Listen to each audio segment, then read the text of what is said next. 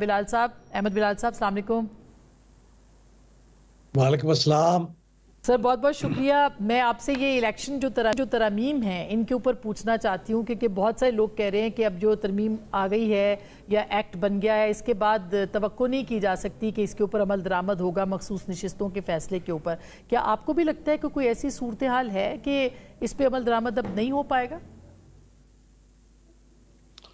बहुत शुक्रिया। मेरा ख्याल ये है कि जब तक के इस तरमीम को, जब ये सदर ममलकत की तरफ से साइन हो जाएगी और एक्ट ऑफ पार्लियामेंट बन जाएगा, तो इसको सुप्रीम कोर्ट ठोस वजूहात की बुनियाद पे स्ट्राइक डाउन ना कर दे, बात अलग है। लेकिन उस वक्त तक, जब तक ऐसा नहीं होता, तो ये कानून है और इस कानून के मुताबिक तो मेरे ख्याल में फिर रिजर्व्ड सीट्स पीटीआई को नहीं मिलेंगी।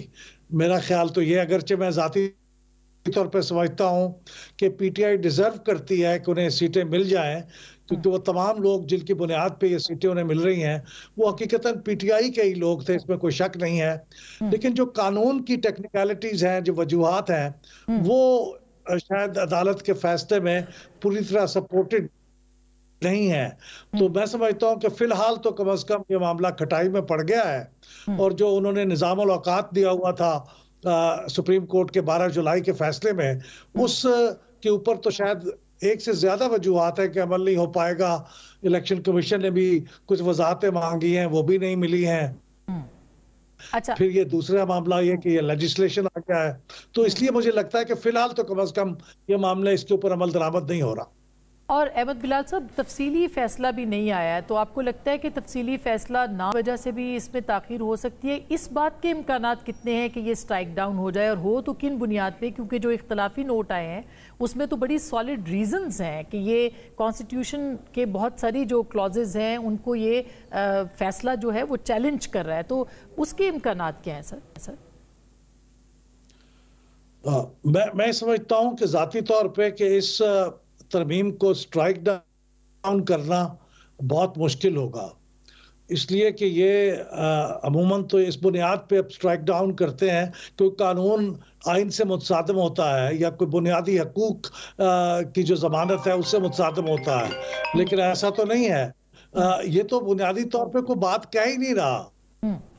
ये तो सिर्फ उन कवानीन को जो पहले से लिखे हुए हैं उन्हीं को रीट्रेट कर रहा है, और ये कह रहा है कि इनको अदालत की किसी हुक्म के बावजूद इनको फौकियत हासिल होगी, जो कि वैसे भी होती है, क्योंकि अदालतें तो जो हुक्म देती हैं वो कानून के मुताबिक होता है, कानून से मावरा तो नहीं हो सकता। तो आपको क्या लगता है कि जो इसलिए ये बड़ा मुश्किल हो, ठीक, आपके नज़दीक ये मुश्किल होगा सरवाइव करना, ये कानून रहेगा और इसको फौकियत मिलेगी? ये भी बता दें कि ये जो कानून है, जाहिर है कि ये ऑलरेडी आपने कहा कि पहले से ही था, तो फैसला तो उसके बिल्कुल बरक्स आया है। मसलन 3 दिन के अंदर आपने ज्वाइन करना है, 15 दिन का टाइम दिया गया है, जो कि इलेक्शन एक्ट में भी नहीं है। इसी तरह से ये कहा गया कि जो जमात 3 दिन के बाद किसी दूसरी जमात में लोग जा रहे हैं आज़ाद उम्मीदवार, वो अब तहरीक इंसाफ में चली जाएं, और इस तरमीम के बाद इसको फ्लोर क्रॉसिंग समझा जाएगा, पहले भी मौजूद था। तो आपको क्या लगता है कि यही वो रुकावट है जो तफसीली फैसला आने से माने कर रही है? देखिए, हकीकत तो ये है कि हम इस वक्त जो बातें कर रहे हैं उसके लिए जो बुनियाद है वो सुप्रीम कोर्ट का 12 जुलाई का शॉर्ट ऑर्डर है। तफसीली वजूहात नहीं है हमारे पास कि हम उसके ऊपर रीजन कर सकें कि ये बात इस तरह नहीं, इस तरह होनी चाहिए थी, ये आप 3 दिन को आपने 15 दिन में कैसे बदल दिया। कोई वजूहात हमारे पास नहीं है, और मैं तमाम तरह एहतराम के बाद सुप्रीम कोर्ट के एहतराम के साथ ये कहूँगा कि मेरे ख्याल में कम से कम लफ्ज़ जो मैं इस्तेमाल कर सकता हूँ वो ये है कि गैर जिम्मेदारी की बात है कि आप एक शॉर्ट ऑर्डर दें और फिर छुट्टी पे चले जाएं। ये कम से कम इस मौजू की अहमियत का तकाजा ये था कि आप इसके बारे में तफसीली वजूहात तहरीर करते, और बल्कि आप जो रिव्यू पिटीशन है उसको भी सुन के फिर चले जाते, आप अपनी छुट्टियों का शेड्यूल एडजस्ट कर लेते। इतना अहम बात है तो इतने खला में आपने छोड़ दिया, तो अब अगर इसमें पार्लियामेंट एक्ट कर रही है तो पार्लियामेंट को किस तरह से उनको क्रिटिसाइज किया जा सकता है कि वो अपना कानूनी और आईनी हक इस्तेमाल न करें। लास्टली सर, क्या तौहीन अदालत लग सकती है वजीर आजम पे? नहीं, वजीर आजम पे तो नहीं लग सकती, क्योंकि वजीर आजम ने तो कुछ नहीं करना। हाँ।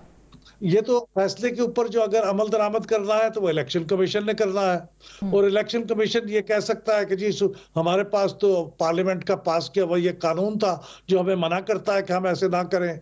तो फिर पार्लियामेंट के खिलाफ तौहीन अदालत होगी या इलेक्शन कमीशन के खिलाफ होगी। वजीर आजम के खिलाफ तो तौहीन अदालत इसमें नहीं हो सकती।